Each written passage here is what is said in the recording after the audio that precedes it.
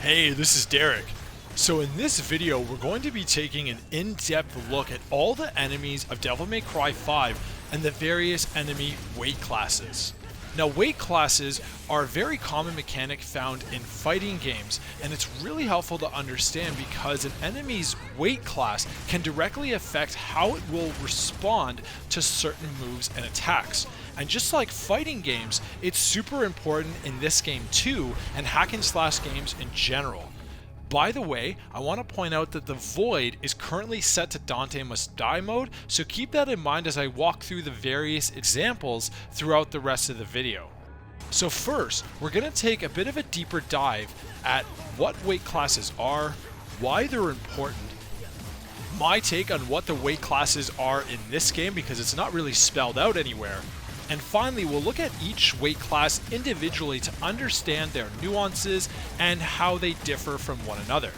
Shit! That's a lot to do, we better get to it. Okay, Mission 1. What are weight classes? So in a nutshell, an enemy's weight can affect how they react to certain moves, juggles, and combos. Typically, the larger an enemy is, the heavier they are, and the heavier their weight class is going to be. So what we normally see in fighting game is different weight classes like light, medium, and heavy, but also sometimes there's classes that are in between, like super light can be lighter than light, welter can be found between light and medium, and super heavy, which is normally the heaviest weight in the game. Now to give you an example, let's take a look at Nero's grab ability, Snatch. Against a standard enemy, let's say an Empusa, Nero will grab it and pull it towards him. But against a larger enemy like the Empusa Queen, Nero will actually be pulled towards it. So we can conclude that the Empusa Queen is too heavy for Nero to pull towards him, so it must be heavier than the standard Empusa. This is typically how we classify the different weight classes. You take a few different moves that have different attack properties, like a launcher or a knockback, and you see how the enemy reacts to them. Generally, the heavier the enemy is, the more defense that it will have against certain attacks, and we call this defense immunity. So if an Empusa flinches on the first hit of a standard combo and it gets knocked back and launched, then we can conclude that it has no immunity to any of these moves. But if you take a Fury, for example, and we examine its reaction to these same attacks, we'll see that it does not flinch on the first hit, nor is it knocked down or launched on that first hit. So therefore, we can say that the Fury is in a heavier weight class than the Empusa and will have some immunity to these attacks. But if we keep going and attacking the Fury, we'll notice that a couple extra hits will actually make it flinch, and then once it's flinched, all our attacks will actually work normally. And this is how weight classes seem to work in this game. And that is a perfect precursor to Mission 2. Why are weight classes important? Just like with Snatch, enemies will react differently to different moves. So knowing those nuances, which attacks will work and which ones will not, whether the enemy has any immunity or how many hits it takes to make it flinch before you can juggle and take it into the air, all of this can be used to develop specific enemy strategies or to juggle and execute your combos and even avoid damage. And that is why the classes are so important. So that being said, what are the different weight classes, you ask?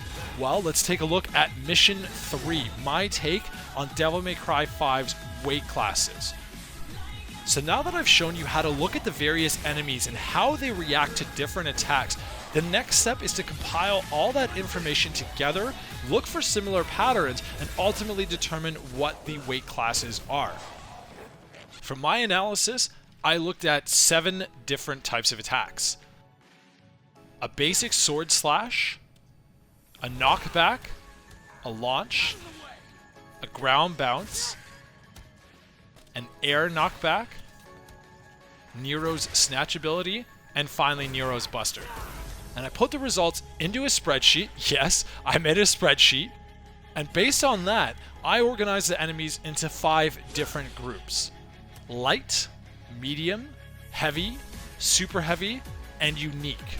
And finally, here is my list and how I organized all the enemies into the various weight classes. Feel free to pause the video and take a look, but we will be doing a more in-depth of each of these classes in the next section.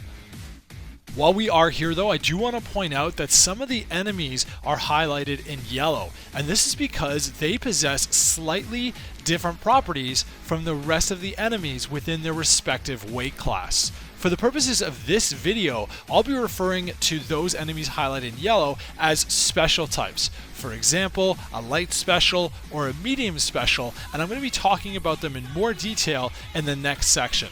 And with that, we're on the last mission. Mission 4, an in-depth look at each weight class. Starting out with the light enemies. So enemies of this class are the most basic and they're also the most numerous of all of the weight classes. They have no immunities, meaning that they are susceptible to every type of attack. A basic slash will make them flinch, a launcher will launch them, a knockback will knock them down. You get the idea. Even enemies of this group do have some unique abilities that set them apart from the rest of the pack, such as the Caina, who can use their scythe as a shield to protect them against different types of attacks. Just like in DMC4, however, it is possible to break the guard with enough hits or simply go around it and attack from the other side. As well, the Caina's charge attack also has some immunity too, as it can go straight through various attacks. The Scudo Angelo can also deploy its shield in a shield stance, which will protect it against different types of attacks. But by either breaking the shield or going around it, their vulnerability to your attacks go back to normal like the rest of the lightweight class. If you recall in the master list I showed earlier, there are two light special enemies in this group, the Antora and the Pyrobat. Now aside from the Antora's rage mode, which will activate as soon as they've been knocked down, which will give them immunity to basically every kind of attack, both it and the Pyrobat have the same reaction to an aerial knockback attack. They both drop like stones. Every other light enemy in this list can be juggled after an aerial knockback move as shown here, except for the Antora and the Pyrobat, which is why I highlighted them as specials within this weight class. Other than that, every enemy in this group shares the same vulnerability as the rest on the list. Now moving on, let's shift gears and take a look at the medium enemies. Now this group only slightly varies from the enemies in the lightweight class because they possess a few hits of armor, as I've shown you in some of the earlier clips. In other words, they are, at least at first, immune to slashes, knockbacks, and launchers. But they have zero immunity to both Nero's Snatch and Buster abilities. Now the trick with this class is you have to hit them a few times to make them flinch, and then they will behave just like the light class and will react the exact same way to all of your different types of attacks. Now back in my master list, I also highlighted the Hellbat, the Lujacia, and the Judica. And this is for the exact same reason as the light special enemies. They all drop like stones when you hit them with an aerial knockback move. So I want to make sure that I stress this point because this can immediately impact how you juggle them with not only Nero, but also Dante as well. And one more thing about the Judica, it's the only enemy of the medium weight class that has any immunity against Nero's Buster. You actually have to make it flinch before Buster will work on them. And this is actually something that you'll see in some of the heavier classes, but for whatever reason, the Judica possesses this trait as well. Now I also want to take a second to show you a really cool trick that I did discover with this weight class while I was experimenting and preparing for this video. With the exception of the Chaos, every other enemy in this group has no defense against ground bounce moves. You can see here that I'm freshly spawning these enemies in the void. I haven't touched them, and I haven't done enough hits to make them flinch yet. And yet, they are immediately getting juggled on the first hit of the ground bounce. It's as though the ground bounce completely sidesteps their defense that they have for the first few hits and immediately juggles them. Definitely something to keep in mind when you're facing these guys. Alright, the heavyweight class. The heavy and the super heavy enemies are the only ones that Nero cannot pull towards him with Snatch. They also have immunity to Nero's Buster, kind of like the Hell Judica that I mentioned before. Now what separates a heavy enemy from a super heavy is that the enemies of the heavy class can still eventually be made to flinch and also juggled. It does take a fair amount of hits, but it can be done. And once you've made them flinch, they'll react like any other enemy in the game, and they'll also be vulnerable to Nero's Buster as well. Now the super heavy class can never be launched, juggled, or knocked down. It's just not possible. They're simply too big, too strong, and too heavy. Even if you've made them flinch or stun them, you still cannot launch them. But, just like the heavy class, once you've made them flinch, you can absolutely wreck their face with Buster.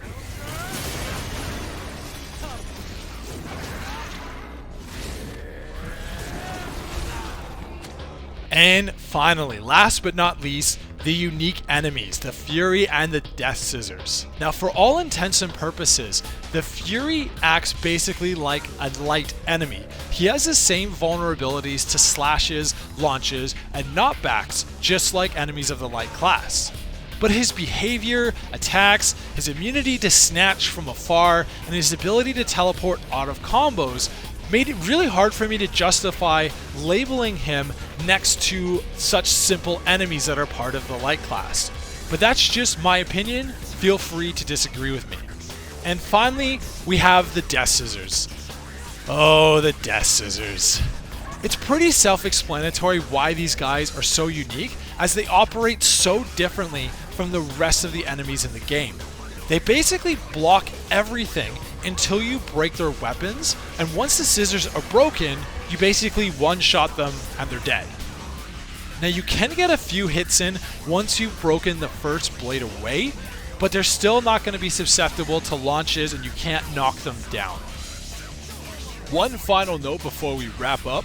I showed a lot of love to Nero in this video, but that was mainly because I wanted to highlight how Snatch and Buster react differently between the weight classes. But everything we've gone over applies to both Dante and V as well.